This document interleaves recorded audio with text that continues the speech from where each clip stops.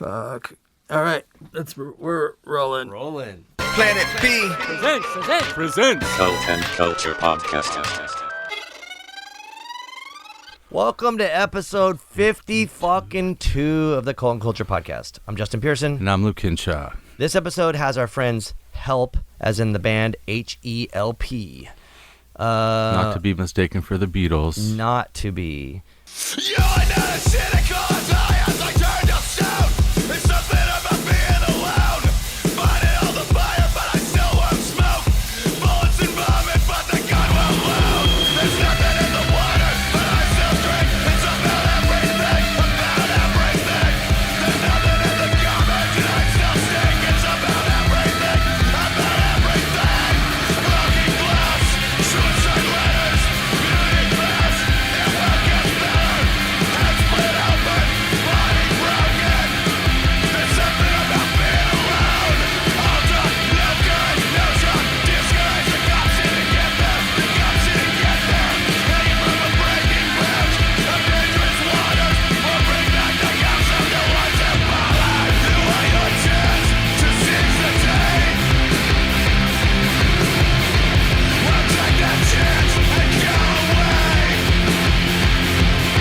The look on your face is telling me you never liked me anyway. And I never liked me anyway.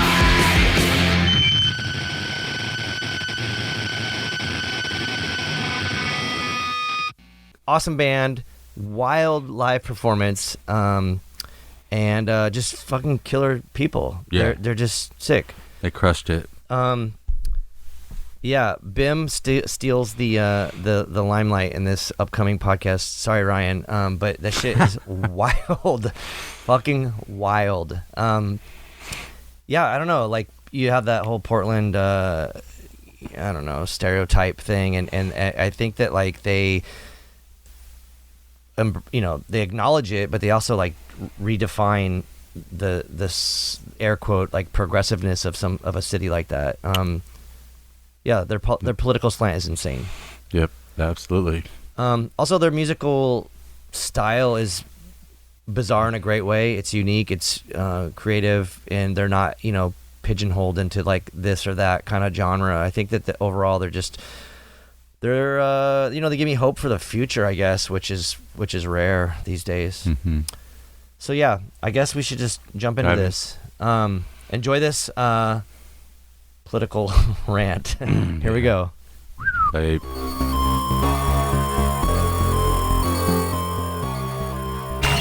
All right. I'm Ryan, and I would like to be called Ryan.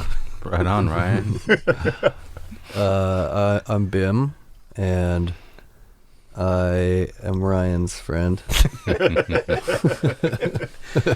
All right, let me ask you guys, what's up with the name Help? Let's start there. Like, this is like the most lamest question. I'm sure you get it in every You're interview. going to say lamest band name. No, question. No. Can we just get some information? I have a real story. I don't remember. Yeah. Okay, cool. Let's hear it. Yeah, the real story. I was on tour with a band, and we were staying in LA at this like weird guy's like kind of compound. He's like maybe like a drug dealer or something, and we had the whole place to ourselves. And he had this huge like weight set up on the back patio, and all the other dudes were taking a nap, and I was like out there bored, and I tried to bench press this thing, and it ended up on my neck, and I couldn't get it off, and I was just yelling help.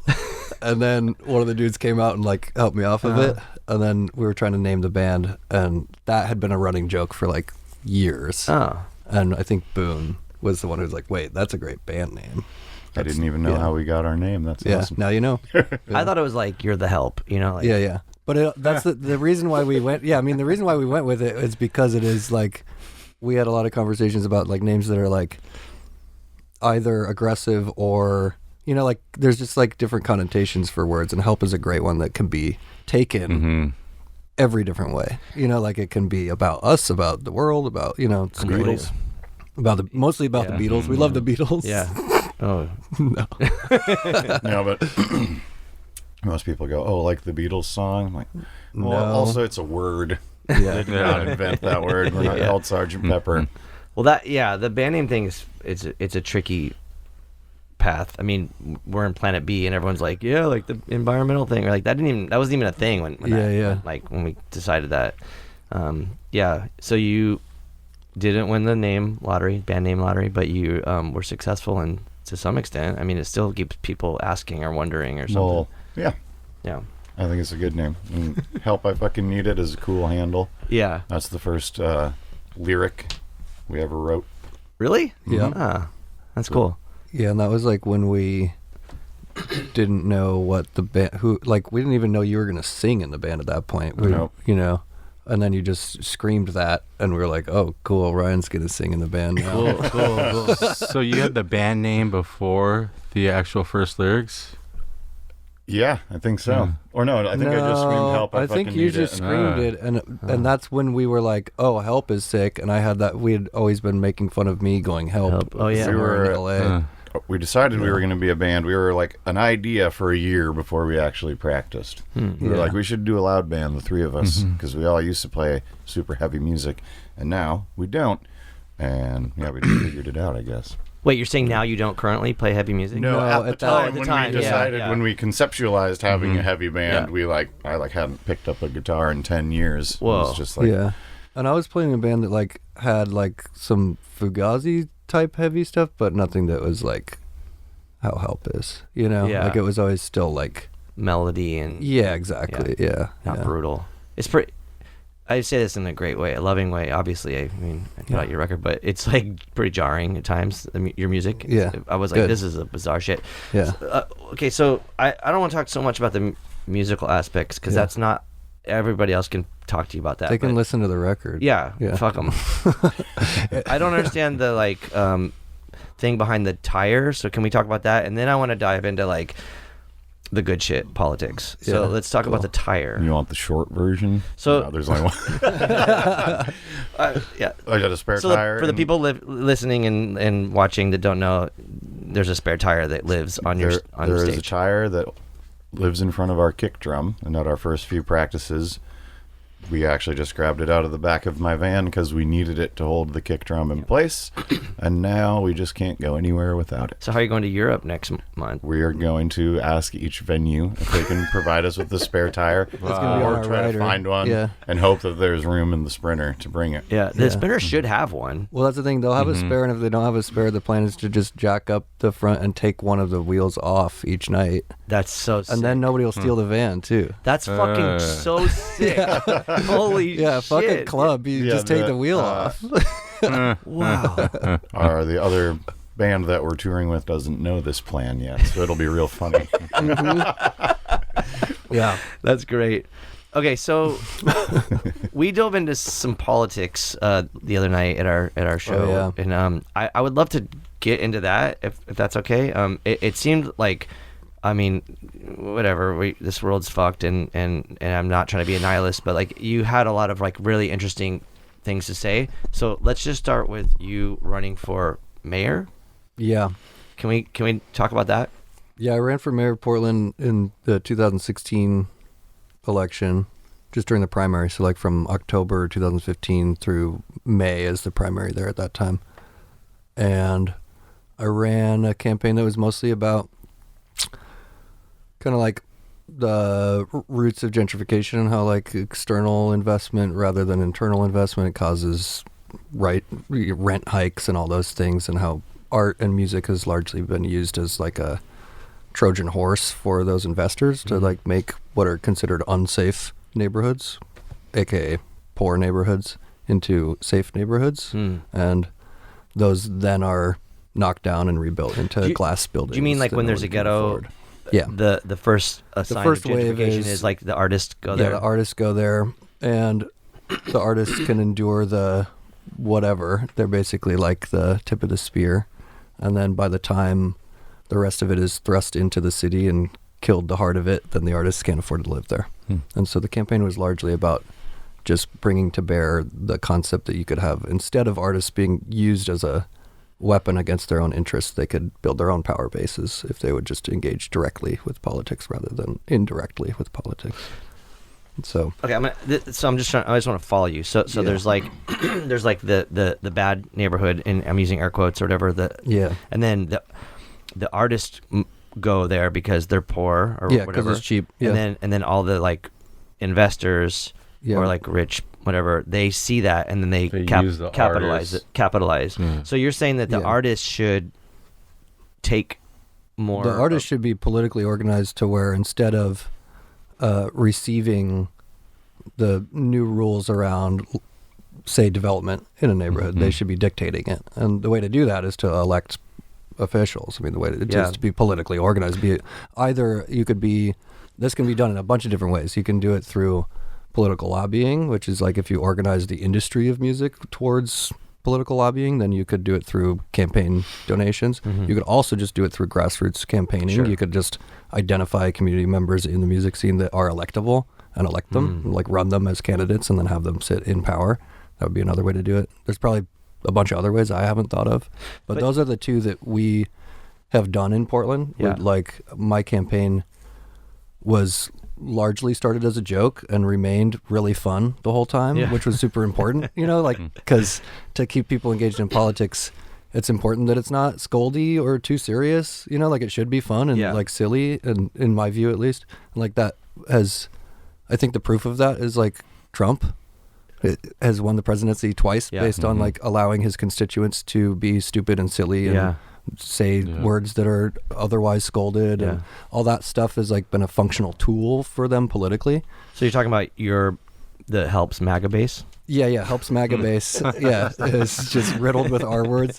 So they're like, but there is some truth to it where it's like you have to be the party that people want to go to, and that was a large part of how I was campaigning, was trying to show that you could be somebody who had like all these like, for the general population, pretty like far left views, but you wouldn't be like the annoying Marxist at the party who's like bumming everybody out, Yeah. Like, what was his name that ran in Texas that was like, Beto O'Rourke. Yes, and how he was like in a punk band, but then like, I feel like maybe he shied away from that. Like, don't look at that. That's like, because you would think like the mainstream would be like punk, anarchist, Antifa, whatever, Yeah, and that was an interesting case because what happened is that Beto was like kind of not very successful politician, then had a moment through the internet and then got brought into the fold from the insider Democratic Party, and like kind of the pundit class was like, we love these guys,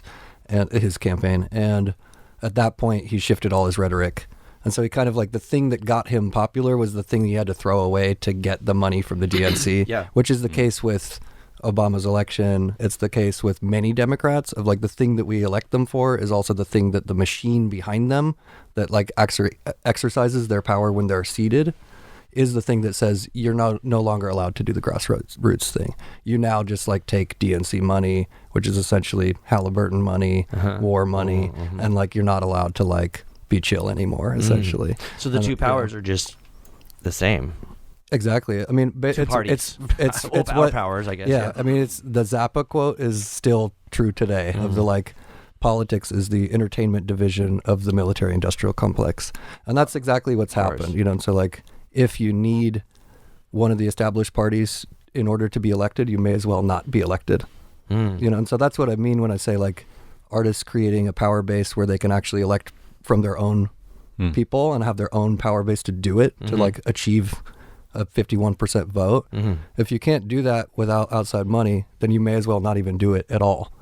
So you have to actually build from zero to have a successful shot, And maybe now might be the time, because I remember like as like a youngster, like in my young, like 13, 14, you didn't really have people that were like into punk or hardcore or any kind of alternative style of art that were like 30 or 40. Totally. Everyone, like who are the, like Johnny Rotten was fucking 30, you know, and like, and so now that like people of our age group are, they are like Beto or whoever that's in office, or they have the like ability to kind of take us all into the fold. Yeah, and I mean, that was like the headline when I ran in Portland was all the like national outlets that covered it, where the headline was "Punk runs for mayor of Portland." Yeah. You know, and like the reason why that's like a funny headline that they want to run Yeah. is that whoever wrote that when they were growing up, that meant, you know, 18-year-old drunk kid runs Sure, for mayor. That's what the coded, that's what they were trying to say, you know, like, and then when you show up with a real platform with real policy that actually is competitive and actually better and more desirable policy than these hugely expensive campaigns are developing. I mean, I was running against a candidate who spent $850,000 between October and May and got 51% of the vote. Yeah. I spent $800 and got 2.5% of the vote. If you look at like the effectiveness of my ideas, they're far more effective than Ted Wheeler's ideas were, but he won because he has the money to overcome his Which is lack why of we are where we are right now imagination. with the administration. Yeah, yeah, and that's why like things like that we've forgotten recently, like Citizens United, are like actually the top issues for me still. That like corporatism is the main reason why we don't have democracy. Yes. So I trip out on like Jello running for mayor, and that Yeah, was he like, was my North Star for Yeah, that campaign. I was totally. shaking But- a lot of babies and kissing a lot of hands. But then there's like the footage of him like vacuuming the sidewalk outside of Diane Feinstein. Yeah. And like I get that, and I think that maybe that might translate really, really well now with Yeah. like social media. But Yeah. back then, I think people were just like, "Fuck this guy." Oh, yeah, Or like yeah. the woman holding the sign was like, "If he doesn't win, I'm gonna kill myself." Like Yeah. that's genius shit right Yeah, there. So I wonder like if we could get the Jello level of, not that you're not like, not that Yeah. helps like up to par with the dead Kennedys, Yeah. but like he had a lot, I think. Yeah. Rallying behind him at that Yeah, juncture. Well, I mean, the thing that is important to remember is that like the theory of change is unsettled. You know, like we don't really know what actually works to change the world. Like and so that's to me like inspiring because like what Jello didn't work technically, but it also did. You know, like it's like we know about it still now, and so it's like we're building on that still. We had it in San And, Diego like, because he was campaigning with our friend Bob from Bound Communications that also ran for mayor. Yeah. But he was kind of like, Bob was very similar to Jello in the antics and also the era that they were running for politics. Yeah. I think now, if we could have that again, it might be more impactful. Yeah. Yeah, like one example would be like this last election cycle, I was working with a candidate for mayor named Viva, who's a stripper, who's like famous for speaking out for sex work as a legitimate part of our society. And she's brilliant. And her campaign was inspired by me doing it because she was thinking of herself as somebody who wasn't allowed to do that. And So then sick. somebody did it and got a lot of press and all that, and that opened up a door.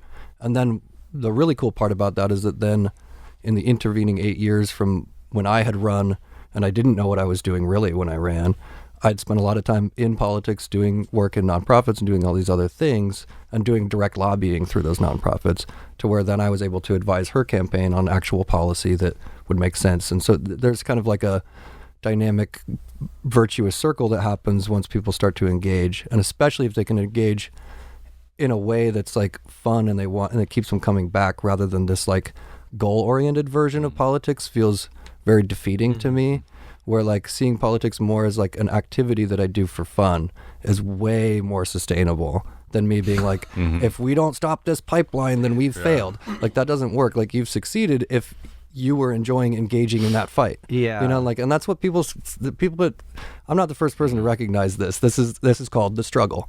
You know, like that's what it is. Or And, like you just do it because you fucking should do be it. fun. Yeah, exactly. In And the like, process of being like, yeah, an and if you just activist. accept that it's the rest of your life, then all of a sudden you have to figure out how to make it like a good time. Well, fun's you an know? interesting word because I always think like I would say like, this sounds a bit egotistical, and if I am, I don't care, I guess. But like I feel like it should be like righteous, you know, like Yeah. it's fun. Like fun's like, yeah, like let's drink beers. Yeah. Or like fun or like righteous is like, that was fucking sick. We Yeah, burned yeah. down that Tesla. Yeah, it's the dealer, thing to you do. know, like, Yeah, that's the thing. Not You're fun. right. Yeah, fun is maybe the wrong word for some people. For me, it's the right word because I think it's fun to burn down a Yeah, Tesla. You know, yeah, it's awesome. Like, But you were- and you don't you even were- have to Help burn wasn't a them. You band just then, get right? it. What's that? Help wasn't a band when you were doing that. No. Because Yeah. I wonder if that would have like been good or bad for you, or good or bad for the band if it. I was in another band at that point, and it was both. Like it was good for the band and it was bad for the band because I did that a lot with that other band. I would do things that eclipsed that band, and then it was kind of like anytime we'd get press for the band, it'd actually be about Your Rigsky Ball or about me or about some other shit that I was doing, and that was kind of like lame. I would have preferred they just write about the band. Yeah, but it's at least they're writing about anything better than like Taylor Swift or something. Yeah, that's true. Yeah. Mm-hmm.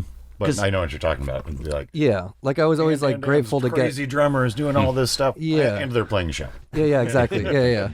But like that's better than not getting noticed. I guess. Yeah. No, it's definitely better to get visibility and then people honestly are gonna listen to the band or not, and then they're gonna decide if they like it or not. It's like it probably worked the same in the end. Anytime someone asks if they can interview the tire, I feel like it really takes away from the value of our music. Yeah.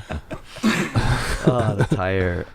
Yeah, because it kind of serves as a prop too. Like I see you like laying around in it and shit. Yeah, it's comfortable. I got my leg stuck in it once. That was really funny. Yeah. I'm always afraid you're gonna fall and like break an ankle or like your guitar or something. Like that's I've rolled my ankle a couple times real bad. Yeah. The last one was like tire that you don't need. Yeah. Last one I just stepped off the stage in Bellingham and it was dark. Yeah. I don't mean to throw you under the bus here, but you didn't need it in Long Beach because there was those like mounted pieces. Oh yeah. No, it wasn't even mounted. See, okay, so here's the thing with the tire is that from my end, I'm playing on a mid-60s Slingerland. It's a 24-inch kick that wants to tip over. Yeah. Basically, wants to tip forward. And I have a block on my rug, like a regular wood block.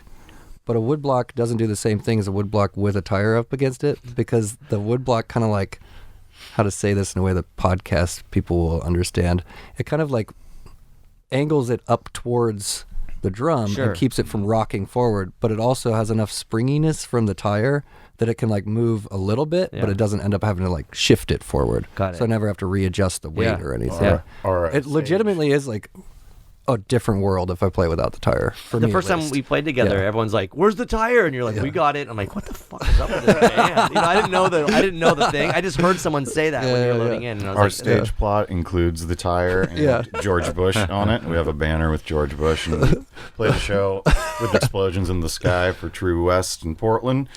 And the people who received the stage plot were like super pro, so they were like taking it seriously. And our sound guy was like, "You got to take that off your stage plot. They're literally asking me where George Bush is gonna be, like, running a mic line." And I was like, "Yeah, but it's so funny." And I mean, most places that we play, you send them the stage plot and they don't even look at it. But this particular one. Most places that we play, you send them an email and it goes into the ether for the rest of the time. And it's just some guy smoking a clove indoors or whatever. Have you guys had any mishaps with people based on the political slant that you guys kind of, like Class War Now, I feel is like a really relevant. It's universal. It's a great statement, and also it's a little bit like, I don't mean this in any disrespect to like assholes, but like Class War Now is a little bit more like highbrow than like ACAB or something, like, so I feel like people aren't able to be like, wait a minute, not able to kind of combat you. But have you had any shit? And like, I mean, we've had the main shit that we've gotten is that there was a photo of Ryan's 5150 amp head, and somebody hit us on Instagram being like, "Oh, guys saying Class War have a really nice amp." And oh yeah, like you guys have nice gear. Yeah, which is just like that's how you sound. I mean, how much is a 5150 used? I don't know. I think we got it cheap. I remember we got a sick deal on it. Yeah, and the thing that's funny about that is just that it's like a classic case of like misunderstanding what class war is about. Of course, and like the class war concept is about billionaires. It's about class stratification, like the distance between people who are able to make money through producing value in the world and people who make money by extracting value from all those and other then you people. got some fucking on and Instagram like so like talking all shit. of us all of us down here these days can include a fucking millionaire. I know millionaires that are broke in LA. Yeah. And like crazy. And that's okay with me. I associate with that person as much as I do with Ryan. Yeah. It's just like somebody who's like literally in a different stratosphere of like billionaire like ownership class stuff That's the And problem. you wouldn't even know our band well enough to be mad at us if we didn't sound loud and awesome. And that's why. Yeah, I mean, that's why I bought the 51. Yeah, that's the other thing is it's just like, yeah, you're only going to hear about the band that's like, well, this isn't true, but hopefully you'd only hear about the band that like is actually good. And you have to have equipment to be a good band. Sorry. We're not, like that's, you just have to have a certain amount of gear. And that I mean, shit you can costs get money, you can get by with junk gear Yeah. to an extent, but Yeah. like if you want to, but also it's like people are like, yeah, so you have this expensive air quote amp, and you're making like $100 a night, Yeah, or no, whatever, exactly. and you're like, get Yeah. the fuck off my back, man. Yeah. Well, not just that, but it is, it just comes straight down to the thing of like, I understand the instinct, like everybody's really fucked by the system that we're born into here, and like, there's a certain amount of like, just like understanding that I try and have when that causes somebody to lash out. And like, what lashing out is somebody who's just as fucked as me trying to do something about it. And I just happen to be the only face that their fist can reach. And so I'm like, like, that's fine, like, but we need to make a ladder, or like figure out how to reach a little bit farther than our arm here. It's so crazy. We're talking about hunching up. Did we talk about that? Because I feel like it keeps coming up over and over lately. It's because it's a core concept. It's basically like, that's kind of what I would call like just a fundamental to those things, to stuff like class wars. Like, you have to realize that there's a thing like in intellectual bullshit about the tragedy of small differences. And this is like the guy who wrote that Bureaucracy of Rules and Debt, the First 5,000 Years, David Graeber. Oh, yeah. Yeah, and like that tragedy of small differences is where it's about. That's what class war now is really like. If I'm going to rewrite history, that's what it was about. So what do you think? Like the person that was talking shit was just like, oh, you have to be poor to say that. Like, Well, not just that, but I'm like, I even think of like political stratification of left and right being a tragedy of small difference. of course. I'm like, all these people who are like pissed off Because they're taught right next to me. I'm like, yeah, they're pissed off, and then like they've displaced their anger on like immigrants or on gay people or on whatever, and really like most of it is a class issue. If you look at like statistics, like the statistical number of people at January 6th who have been foreclosed on in 2008 is huge. Yeah. Like that's, you see these like economic traumatic events in people's lives that lead to them being radicalized into bigotry. And then they exercise that against other people who had similar economic shit happen to them. All of a sudden we're all at each other's throats. Yeah. When like Bezos is like $100 billion more rich than he was, like I can't even do the numbers. Yeah. Like they're too insane. Oh, yeah. Like in 2018, Bezos could have bought a house for every homeless person in America and still been the richest person in America. Yeah. I'm like, Wild ass shit. I'm like, guillotines are what's needed, It's obvious to me. But there's like the whole thing where people are like, oh, Elon's a good guy. And like, well, what is he, where's his philanthropy if he's like the richest? Or like, Well, philanthropy is just like, after you kill me, you give me a good funeral. what do you mean? The anti. You've taken all the fucking money out of the system. They're just putting money back in after the bar was taking money in the first place. I think there's good Just philanthropy. don't fucking take the money in the first place. I think philanthropy is better than taking the money and not doing philanthropy. But philanthropy is like, you don't dare minute. Yeah. Like that's like, and it also is a little bit fiefdom-ish to me. I'm like, philanthropy is basically deciding what social goods matter.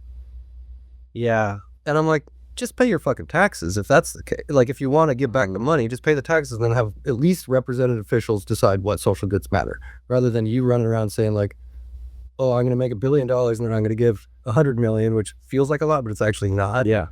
To my issue, to the thing I care about, rather than the thing that society decided collectively that Which all like billionaires are doing. and if you let society decide what they care about, what they actually care about is fucking billionaires. They're the problem. It's not like malaria that's the problem. It's billionaires cutting off the water source so they can do big agriculture in a country that doesn't need it. Like it's usually the philanthropy is to cover up some other worse harm that they're doing by their initial extraction of the money, a quote they're then using to do philanthropy with. So Okay, so fuck 5 bis. I got it.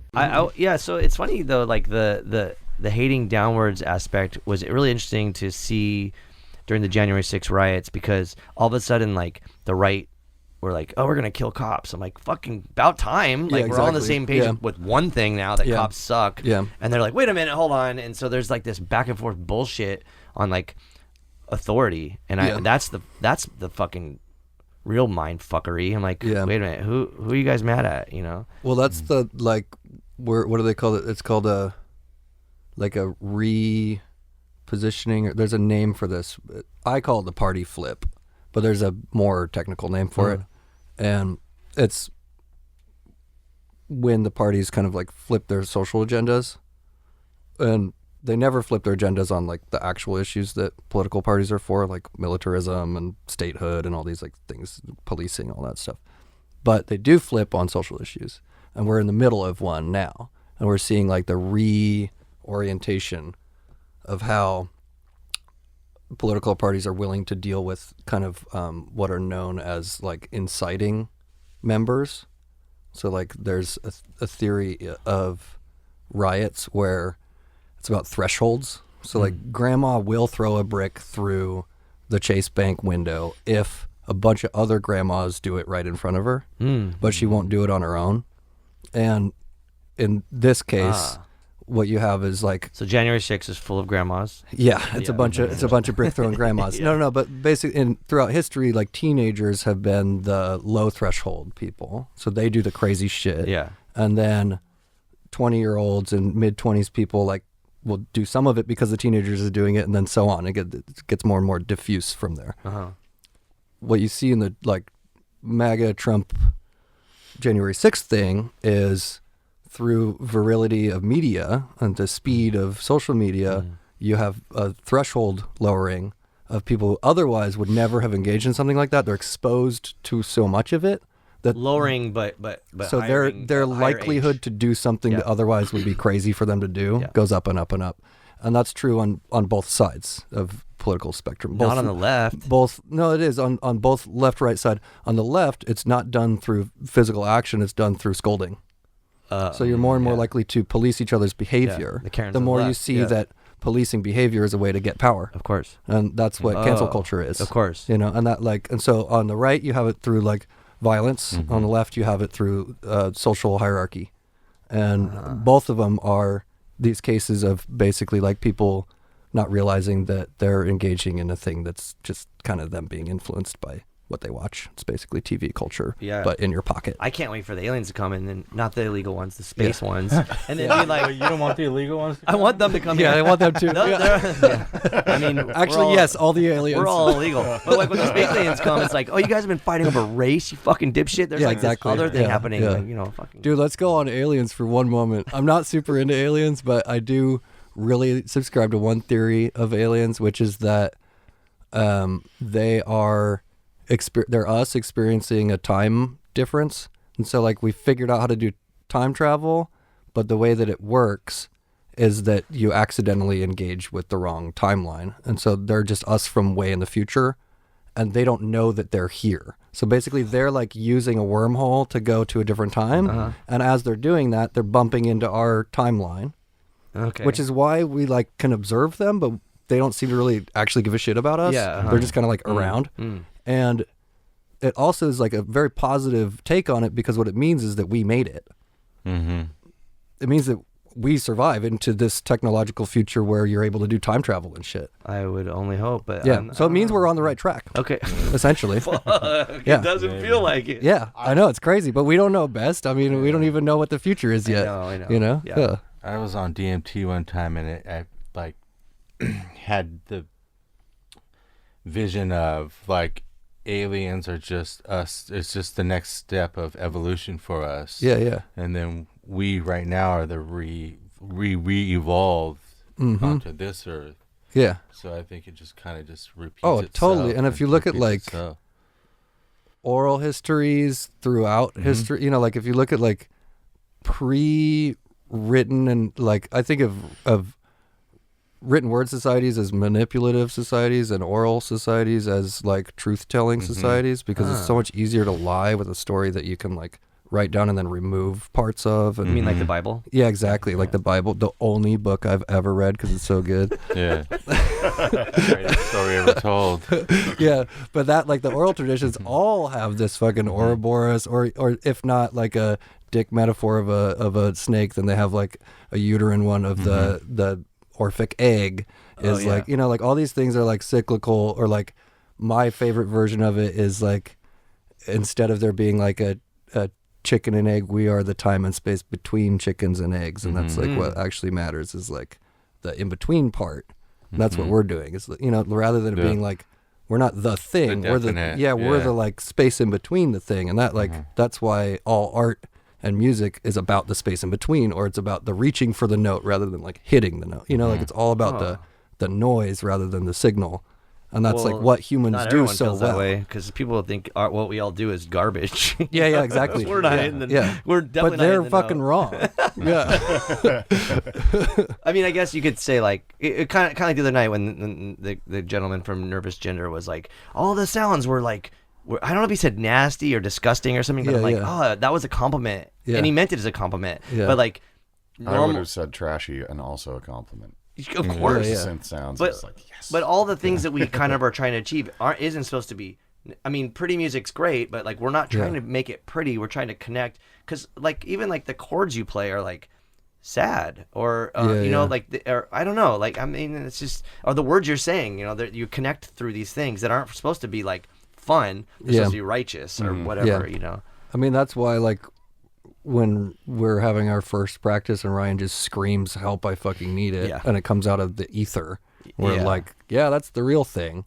Where like if you try and write it down on purpose, it's just not gonna have that, you know, because you're gonna do it too well if you like can use an eraser and then rewrite it, you know, like it's like if I'm ever like Bim and I toss lyrics back and forth a lot, or I'll like be like, all right, here's some ideas that I have, and he'll kind of like pop some things in and out, but I always. Every time, even though we've been in a band for 5 years, I'm like, remember, I'll be screaming these over cool music. yeah, It exactly. might look dumb on paper, but it's gonna be awesome. Yeah, and like, and with lyrics too, like lyrics that read really well absent music, in my view, are usually like really bad lyrics. Like the ones that are good lyrics are lyrics that only work if they're in the song they're a part of. Of course. You know, in the same way that like, I don't know, actually, I'm not sure if I have a personality when I'm alone. You know, like it's like everything is dynamic. You know, like I'm Bim version this room with these people. Yeah. And that's how it should be. Yeah. You know, like, and like if that's not the case, then I'm a fucking sociopath. You know, like I'd be sitting here being like, okay, here's exactly what I'm like. I mean, you know, like, you do see that in music when there's like the songwriter or like the person. Exactly. Yeah. And then you have the hired guns. Yeah, and it's a mechanized, it's like, that's just like a perversion of art, like any factory floor would be. You know, like it's like I've been doing chainmail jewelry for a living for 25 years. And my main job, look at this shit. Podcast listeners, look at that. And my main job is to avoid success. Because success for somebody who's doing a kind of art that's reproducible and in manufacturing is a factory job. Like I would work myself into having the worst factory job. And so I have to constantly shoot myself in the foot and like make sure everything's fucked up and like change my process, or like as soon as it's working, it's over. Like I have to throw it away. That's with jewelry, but do you apply that to music as well? Oh, big time. Yeah, that's true for music too. Like you have to kind of throw it away at some point, you know. And that's like, it's also, I feel that way with like how we are with studio time. We try and go in almost ready. Of course. You know, and like, but if you go in totally ready, when are you ever really ready? Like though? you're gonna end up trying to get a perfect take of a perfect whatever, and it'll just sound like robots. You know, like who cares? Wait till the very last hour to do the vocals, and I'm like, I'm still working on the lyrics. And Yeah. the dude who already always records this, he's like, no, they're done. Be ready. You're ready. Yeah. Okay. You're right. And then Ryan and I are like frantically over there, like, should he say butt or ass? Both are good words, though. As long as you're saying one of the two in every song. Yeah. Well, it's a love song, so it's probably ass. But Yeah. It is. It's like if you create perfection, then you're no longer needed. Yeah, totally. Yeah. You're no longer needed, and you're also kind of arrogant for thinking that's possible. Oh, the you know, people like that it's think kind their of shit doesn't stink. They're always yeah, like I'm always just like the worse the better. That's That's what we called this tour, and then our van broke. Yeah, then my van exploded. I was like, well, not that kind of worse, maybe. Yeah. when I got the text, they were like, "Do you know anyone in the Bay Area?" And I was just like, "Oh fuck!" Like I felt like so much pain for you guys. You were like, know? "Oh, will I see you in Long Beach?" Yeah, you will. I just looked at my Figure it phone out. for a while, and I'm like, "Don't do this to me." And I wasn't even in the van, you know. Yeah. I wasn't even in your band. I was just like, "Fucking A," like not like to you guys, but like I meant like the universe. Yeah. Like, don't fucking Yeah. do this. Yeah, that was maybe the wrong spell to cast, us calling the tour The Worse the Better. Because then the tour just like really took a shit on us. Yeah. That's just how we feel about like when we are writing a song or making music, though. It's like, that part sounds real not that good. Perfect. Yeah. What's we have that's such a bad idea that it just might not work. Yeah, but the inability to be flawed is in your brain. You know, Yeah. I feel is like the biggest disservice you could do to any of your art. Yeah, And yeah. It's crazy because there's a lot of that. A lot of people do that. It's Yeah. just I cannot wrap my head around it. Well, what it comes down to is vulnerability. And vulnerability is is what love is. Yes. And like if I want to be like in a like meaningful relationship with somebody who's like engaging with my art, first thing I have to do is expose myself. Of course. You know? And like if I really think that I'm able to make something perfect, who the fuck wants to go engage with that? Like, you know, that's worship, not like Yeah. community. Yeah. You know, like it's like that's why the Bible's evil, because it thinks Sure. it's right. If Yeah. it just would be like, this is probably wrong, but here, Yeah. then a bunch of that shit is like cool, actually. You know, like there's a ton of stuff in there that's fine as long as it's not the word. You know, course. like that confidence is the evil part. Well, it's kind of like, you know, now we have everyone like freaking out over like who uses which bathroom. It's like I don't give a fuck where anyone pisses their shits. I'm worried about Matt Gaetz coming there and fucking raping 12-year-old girls, you know? Yeah. Like that's and everyone's Yeah. freaking out about like trans kids or people using a toilet, and I'm like, dude, Yeah. I don't care what anyone poops. Shut the fuck Yeah, up. and it's good to remember that the people who sow those seeds of hate are just people who are trying to get rich off of us being distracted. But even that, You know, like but- that's the main deal. And like there's a bunch of people who swallow that punch and yeah, they're being evil as fuck and doing shit that's like super rude and like not cool. But they're dupes. You know, like it's like those are people who you can actually those are people who got tricked into having those like hateful beliefs Of course. by people who find those hateful beliefs useful to maintain the power structure course, that exists. And so our way out is our forgiveness, our capacity to integrate our enemies into our movement. So That's how you win. Otherwise, you'll always be in this endless battle that's been set up for us forever.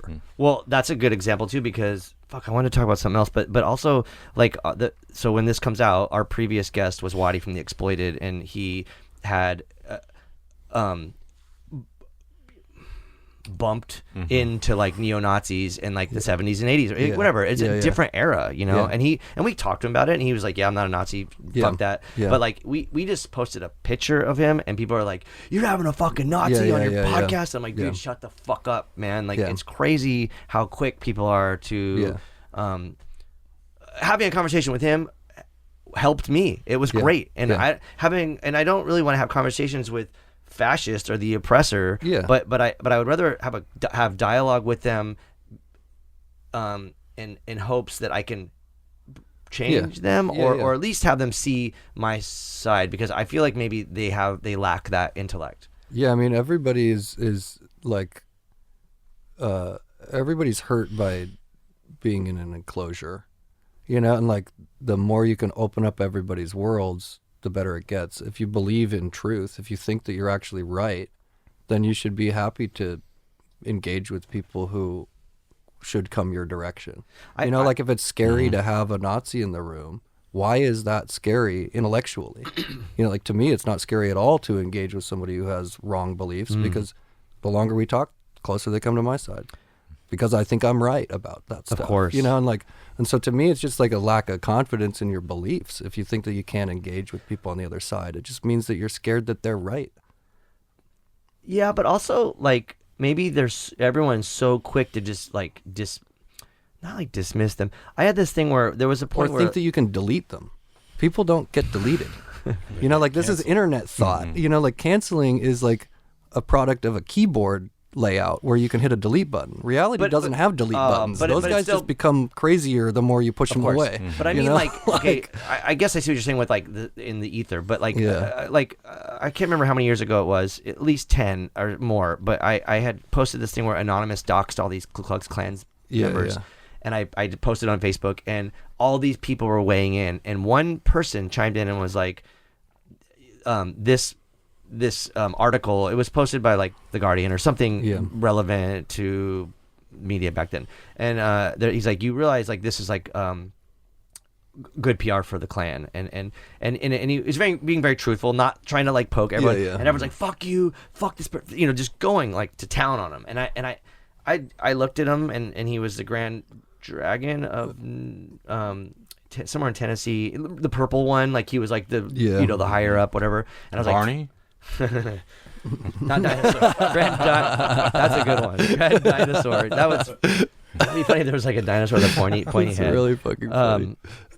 But everyone was like just shitting on this guy, and I don't know how this happened, but like him and I had our own dialogue, and I definitely was very cautious about what I was saying, because I was like, well, I'm going to go on tour and I'm going to play in Nashville, and this guy can just shoot me. He's got a bunch of guns on his Facebook, he was legit. But we ended up having this conversation on the side where like everyone was just like, fuck you, and he was kind of like laughing at them. I mean, he's a piece of shit. He's a fucking Klansman. He's a fucking piece of shit. I'm not, but like we had this other conversation, and our conversation went to and ended on the fact that at the time he thought Dave Chappelle was the best comedian on the planet. And I'm like, whoa, a black guy, this is like the funniest comedian, and he's like, and he cited that the skit where the Klansman's blind. But he was like, it was not that I want to have shared humanity with this piece of shit or this evil person, but I wanted to have dialogue, and I wanted to like not only understand where he's going or how he got there, but I wanted to have dialogue to where I can say like, listen to me, because I will speak the truth, and I will say you're wrong or whatever. And I feel like I don't know, like a lot of people were kind of mad at me for doing that. I'm like, I don't know, like fuck that guy, but like no one's gonna benefit from me just like middle finger emojis over and over, like it doesn't matter. You wouldn't have actually no, somebody will benefit, and that somebody is Mark Zuckerberg. Okay. Like, and these are the people who are plundering our dialogue. Of course. Like these are the people who are like, basically the first industrial revolution was about resource extraction from planet Earth. The second one is resource extraction from human beings, from our nature, from our kindness. Of like course. that's what's being extracted now. Is our ability to be compassionate with people we disagree with, and our ability to trust that doesn't mean anything about me other than that I'm compassionate. It doesn't mean I agree with that guy if I'm nice to him. Period. It just doesn't. And like that's what we've forgotten, is that like that's a better world, one where more people are being better to each other. That's crazy shit right there. Yeah, people don't like that kind of stuff on the internet though. Damn it, did you stop again? Yeah. Well, I don't mean to throw you guys under the bus here about like being from Portland, but like I feel like, and I like Portland a lot. Actually, it's not a bus up there. It's called a rapid transit. I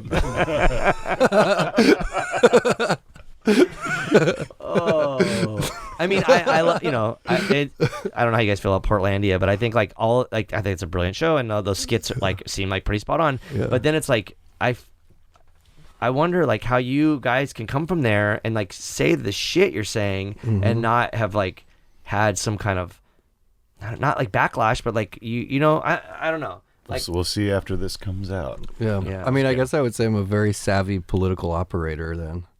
Like, what in Portland, what I've learned is how to make yourself clear enough that they don't come after you for semantics, because you're actually saying something worth hearing.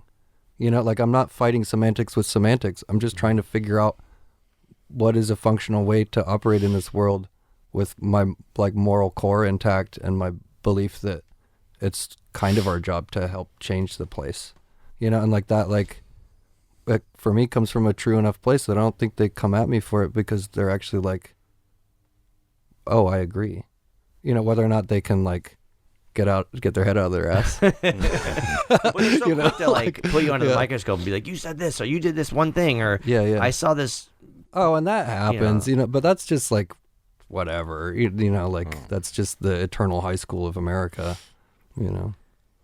I mean, it just seems like it's been ramped up on the left, and it's just we're gonna just fucking. It's destroy big time. ourselves. Yeah, there's just like a million ACAB cops, and that's just like reality in Portland. But there's a long history of protest culture in Portland that's had its issues with internal fighting. And I grew up around that. I grew up in Eugene, and I grew up around a lot of that same stuff and like the ELF stuff. It's everywhere. It's rampant in any system where people care a lot. I'm like, it's a sign that people care a lot. And if you take it as that, then it's easier to just like forgive when they happen to, they're swiping at the thing they hate and they catch your chin on accident. I just see it as an accident when somebody comes at me. I'm like, I get it. You're pissed off. Actually, me too. And like keep being pissed off. I'm not going to tell you to calm down. Fucking LA's on fire. Or, shit is burning up. Like, it's fine. Florida's people on fire now. Which is it's like, it's fine that people are pissed and like there's collateral damage. And like, if that happens to swipe at me, I don't take it as a reason to change my opinions. I'm like, I still think I'm right, even if you punch me.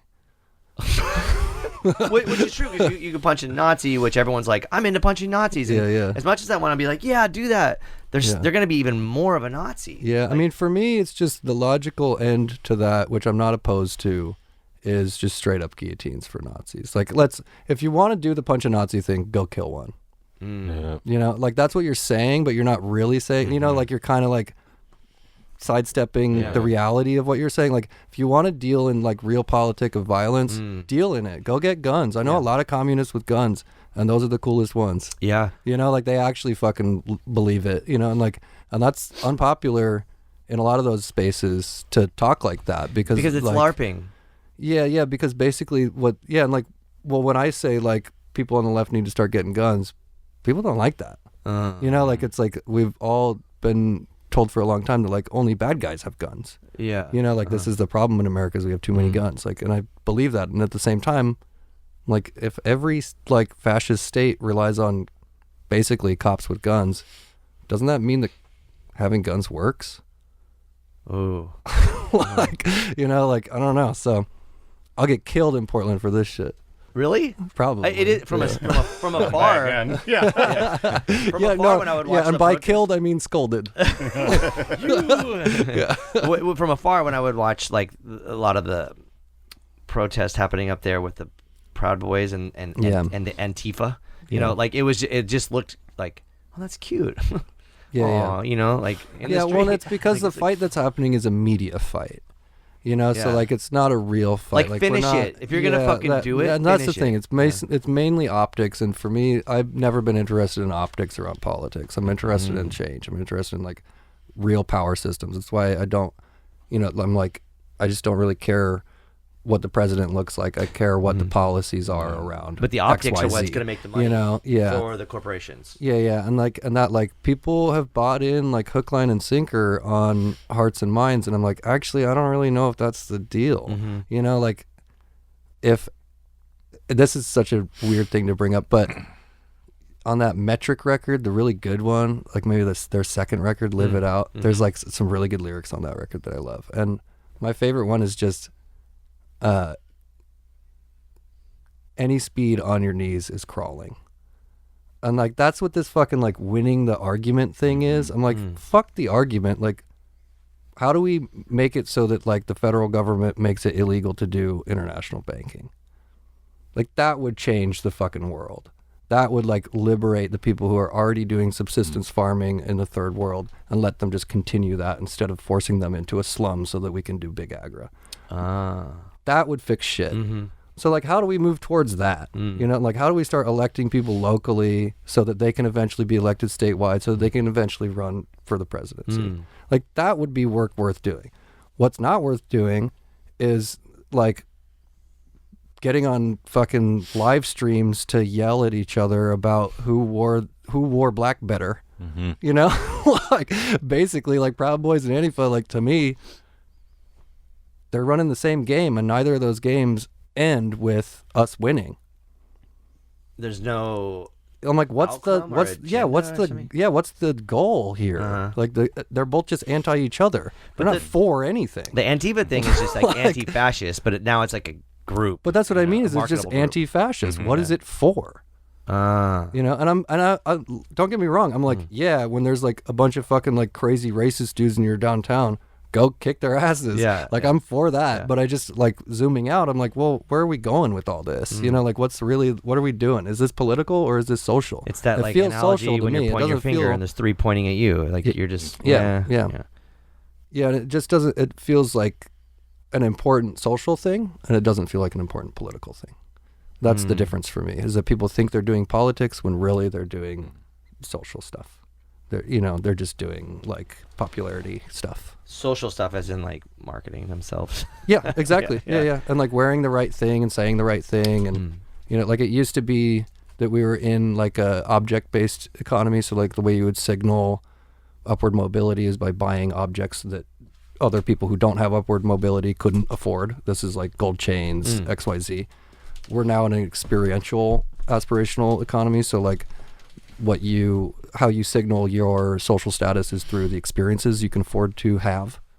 And one of those areas for people who don't have much money is protest, and that's on both right and left. And it's equally accessed by both right and left. Poor people who would have better spent their time organizing arm in arm to no longer be poor. But instead we have a system that through access to media and through like being able to have your own channel, basically, you Like can social media. Yeah, you can now get social status through counterproductive stuff like that instead of like having to earn money and buy it, you know.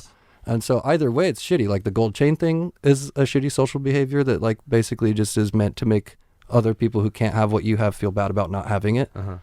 Same with running up on each other in some park in Portland and screaming about your ideas that neither of you have any power to actually make happen.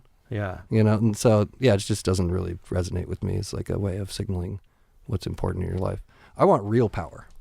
Like if you're going to talk about politics, we want a plan to actually dismantle this government. Like that would be not to have One that serves everybody. Yeah. Not have a new face of this same bullshit system, but how do we actually undo the idea of statehood globally? Because I think like how would that work? Totally. But a lot of people were tripping out on like the emboldenedness of the MAGA culture being like, yo, we can say the N-word now, and it's like you could always say it. You could exactly. now you feel comfortable, and now we all know who the fucking asshole is. You know, it's like a little bit. Not that it's easier for I'm not a person of color, but it's easier for me to identify like, oh, that's the real fucking piece of shit. Like there we go, we got that. Yeah, and that's like but it's still the same system that it was before. Yeah, and it's basically like social contract being delivered. So like the social contract in America was a class-based one for 100 years. And in the last 15 years, it has become status-based instead. And so like in order to maintain a level of comfort in the voting populace with the disparity of wealth, you either offer people a middle class or you offer them a gang to be in, And so like right now we're in a gang culture. It's basically everybody gets to pick their gang and nobody can afford a house. Yeah. And like our parents, like my parents, like boomer people, the social contract was about owning a house. That's no longer the contract. So we have a new contract and nobody has negotiated that contract. We didn't agree to it. The people who agreed to it were the architects of the internet. It was Zuckerberg and Peter Thiel and all these like now out bigoted people, and that like, although Thiel is yet to come out, even though he's definitely gay. He's out as a bigot though, so that's nice. Help, we fucking need it. Huh? Okay, so let's cut this off in a second here because it's been about an hour. But I metaphorically and then also like marketing wise, I have 2 points. I think since you're wearing chainmail, is that equivalent to like the gold necklaces? And if so, I think the whole band should wear that shit like Run DMC or something did, you know, and be like, yo. We did take one hilarious photo of us wearing chainmail He's shirts wearing that I a made. chainmail crop top. I'm Yeah. wearing a chainmail It's t-shirt. so funny. And Morty's wearing like this Mr. T. Yeah, it's tons of huge chainmail chains. necklace. We're waiting for the drop. Oh, it hasn't happened yet. Yeah. I think that's there gonna will be be the right day for it. That's going to be it. Can't do it live though; it's too heavy. You're gonna Yeah. blow No, the the fuck up. chainmail that I do, it's funny that you mention it because there is a class aspect to it. And like what I course. do is I make jewelry that was the same jewelry of the same types of patterns that were only accessed by kings and feudal lords. And I make them out of stainless steel, and it makes it affordable for anybody to get some jewelry. So it's just kind of a like reclamation thing. I mean, it looks nicer than if it was in gold, but I know that you're. That's broke. the thing. But I know you're prefer broke. the stainless steel anyways. Yeah, It's better anyways. Yeah. You know, like scarcity does not equate value. Like Yeah. luxury is just waste. You know. Yeah. Wow. Thanks, you guys. That was fucking wild. Sorry. No, sorry. That's I'm great. glad you had a chance to talk to Bim. I'm sorry. No, I'm it's sorry. all right. No, yeah, You play the He's a smart 5150. Fuck you, man. yeah, you're the rich guy. or yeah. It has a whatever. gold handle. Yeah. Yeah. There you go. Episode 52, Cult and Culture Podcast. 50 fucking 2. 50 fucking 2. I kind of said it because they're like Instagram handles, like help I fucking need it. So yeah, the fucking part. Anyhow, I love those guys. I'm psyched that they're part of the 3NG family. They're just awesome people, awesome musicians, and they have a lot to say, obviously, as you just saw for the last hour.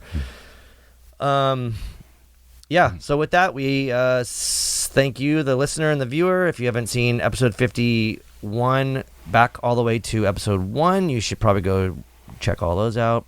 We'd like to thank all of our awesome sponsors. We'd like to thank Andy and Becky. We'd like to thank the people that are burning the Tesla factories. Yeah. Thanks. Hey. See you on episode 53. 50 fucking 3. Yeah.